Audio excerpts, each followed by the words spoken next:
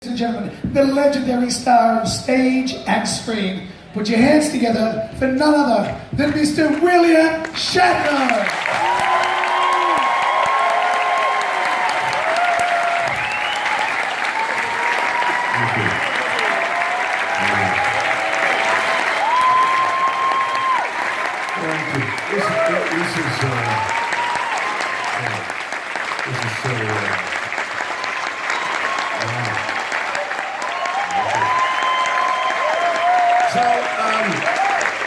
When you disembark, make sure you have your tags. It's so weird. I mean, the guy calling for disembarkation, tagging your luggage, gets more laughs than I'm gonna get. This guy, what a strange introduction. I wanted timpanis, I wanted trumpets, and I get disembarkation. Hi everybody, it's a cruise. It's so sort of strange for me. I mean, I remember yesterday afternoon I asked for a show of hands who have been on a cruise before, and most people haven't, and I'm one of them. I've never been on board a large boat, mostly because people tug at me, you know. Would you grab my girlfriend by the rear end, please? The requests are many and varied, and so I sort of stay away from people and say it's a strange life because you don't associate too much because people are always like holding at arm's length. And so being on a cruise, I'm locked inside this boat with you. Not only that, they want to be kind and they want to be nice. So they gave Elizabeth and I a great room, with windows looking towards the front of the boat. What they didn't tell us was that you can see into the windows. So everybody walking on the deck, hey, how are you? Put some underwear on. Very embarrassing. Close the curtains, so now we're curtained off. But it's restful, isn't it? I mean, stay in your room and go to sleep and sleep, except we can't sleep. I don't know. I can't see. Yeah, I can see all. Hands up who see the movies. Oh yeah, so all of you. Wow.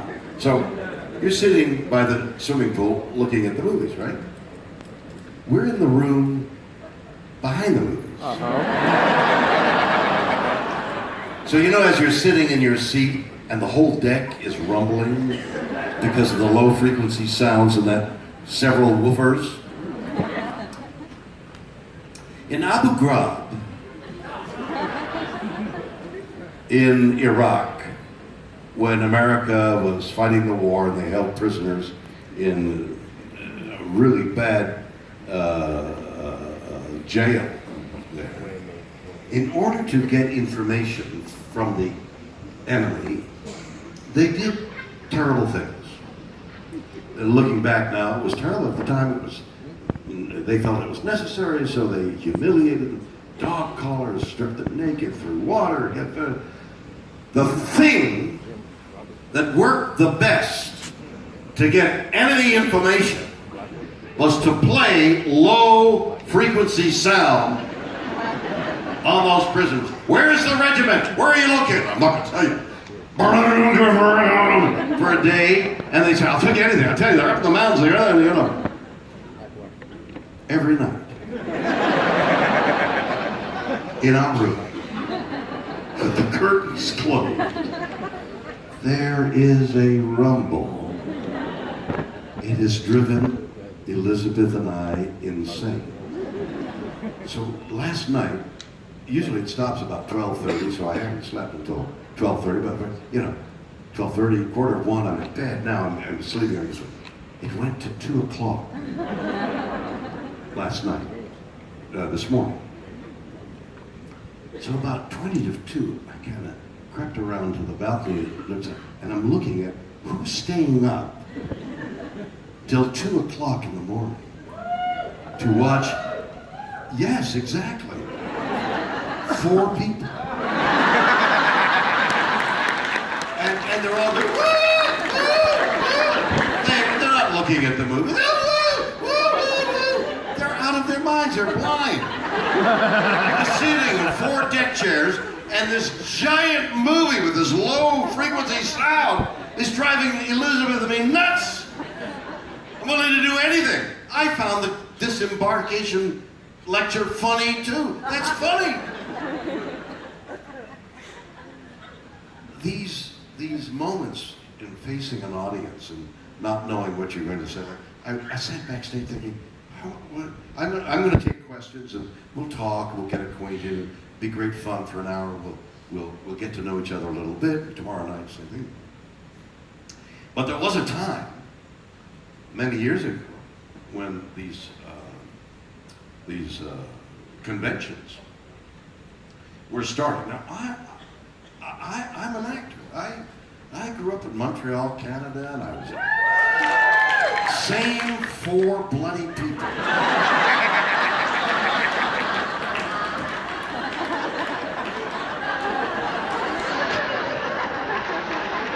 We gotta get to know them. They're terrific. They're still blind out of their mind. That stuff has a 24-hour period before you can get rid of it out of your blood. So I started acting at 6. Nothing to be an actor, and I was acting all the way through junior schools, and then at university. I was in all the university things, and then I got a job immediately after graduation as an actor. I've never done anything but act. So, in the vernacular, you might say, I was a serious actor. And there was a certain elitism that went with being a serious actor. When I went from Montreal to Ottawa to Toronto and then on to New York. 4 people, please. New York. Not everybody, just 1 to 4. Okay. Then I became a New York actor, which had even more elitism to it, because when I finally went to Los Angeles to make movies, New York actor. I was actually a Montreal actor, but I wasn't going to correct them. Serious actor. New York actor, serious actor.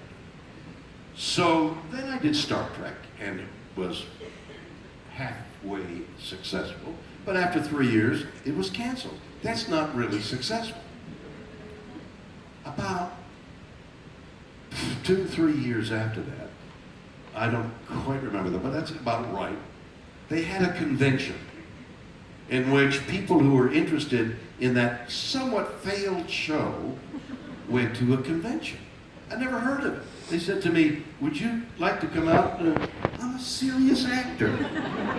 I don't go out and talk to people. I'm serious. I'm a New York, well, I'm a Montreal actor. It makes me even more serious. So one day, I went out to a convention, went out on stage in front of 15,000 people, and it's an actor's nightmare. Well, actors, especially, no, every actor, still with me, before a show like a play opens,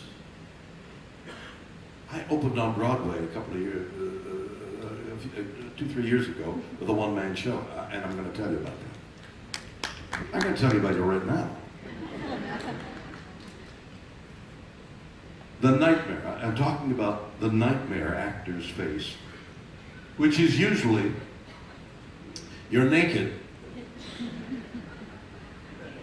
vulnerable, defenseless, in front of this large audience, and you don't know what your lines are. That's a fairly common nightmare. You wake up, oh my God, what's my line? And you can't remember your lines once you awaken because you're in such, and then the words, what are the words? And where's my wardrobe? Where's my pants? I'm naked. That's the nightmare. The nightmare that happened to me, and this is now a little sidebar from talking to an audience on an ad-lib basis. The nightmare that happened to me on this one-man show, I toured, I'd been asked by Australia to do a one-man show, and I did it, and I wrote, and then I got to Canada, and they didn't want me to do it there, so I rewrote, and finally I got to Toronto, and I did, 4 people! And got to Toronto, opened the show, and a New York Broadway producer said, would I come to Broadway? And then I rewrote the show completely, restaged it, and it was like a brand new show, and was given a theater, and now it's opening night. The night before, Elizabeth and I, and a friend of ours, Larry, Elizabeth, and Bill, night before opening a one-man show on Broadway, go out to eat. And I say to the two of them, I'm not having any, I'm gonna go with a hamburger, we're at a nice restaurant. I mean, it's very, because the one thing, I don't want an upset stomach, I don't want gas. So I'm just going with that. So the next day, who gets sick? Food poisoning. And I'm opening tonight. And I'm hugging the bowl. I don't dare leave 2 feet beyond the circumference of the bowl.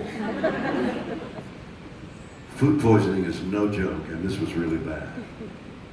And now I'm backstage, and I've just let go of the bowl, and I'm waiting to go on. And I'm thinking, what in heaven's name am I going to do with this illness, which requires me to run to the bathroom as quickly as possible? And I've got an hour and a half to do on stage by myself in front of an audience. I go on, I do it, and suddenly in the middle of the show. So I said, ladies and gentlemen, there's been a technical difficulty, I'll be right back. And I run off stage, and the production room's upstairs, and I run upstairs in order to get my pants off. My wife comes running up, she knows what's happened. She helps me clean up. And I go back downstairs and I'm back on stage. And people, well, technical difficulty, it happens. That was like beyond the nightmare of facing 15,000 people. I took an historical point of view. I thought one day I'm going to be on a cruise.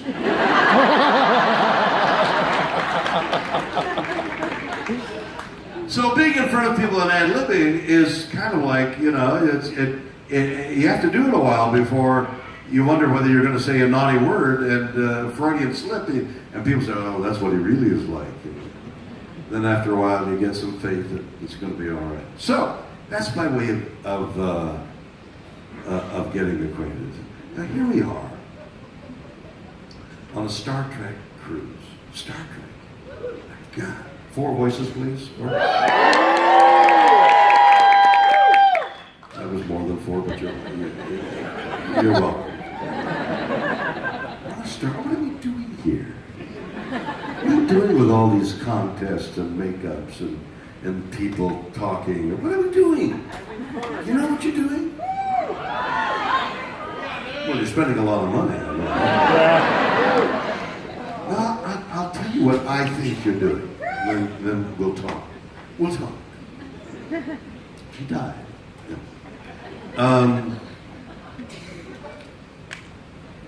I did a documentary called I did 10. I'm trying to remember the name of the one where I talked about Star Trek. It was probably I'm working on that. Yeah, where what are people doing here? What are we doing? So I had written a book in which I thought I knew why we all come to these events with Star Trek in mind. And the conclusion I came in the book was people came to meet each other, not to see us, the actors, which was kind of humiliating. I thought, well, they've come to see me. No. They were coming to see each other. They had formed a bond in the conventions that they had been to, and they saw, oh, the kids, what's going on? Oh, there's Shatner. Okay, never mind. And that was the conclusion I came to with Due Diligence, in which I put on all kinds of strange disguises. Got into a strange, I thought, a voice that could not be recognized. And I'd say, what are you doing here? And they would say, is that you, Shatner? But I was able to get enough interviews to find out what I've just told you. So that was the conclusion of the book. They're here because of it. We're all joined by our interest in Star Trek. I then did a documentary, filmed a documentary, and I got lucky and I followed a trail, and I discovered that science fiction in general, and Star Trek in specific, is mythology. Mm-hmm. Because the papers are filled with strange things that flying across the sky at Roswell and the swamps in Florida where somebody has been picked up by a spaceship and everything's there. It hurt a lot. And now I'm pregnant and I don't know what to do. And you think, why don't they land? If they're all around us, then land. Look, let Trump have it now. But they don't. They keep picking the same guy up. They're going to hurt again. I don't know why they keep picking him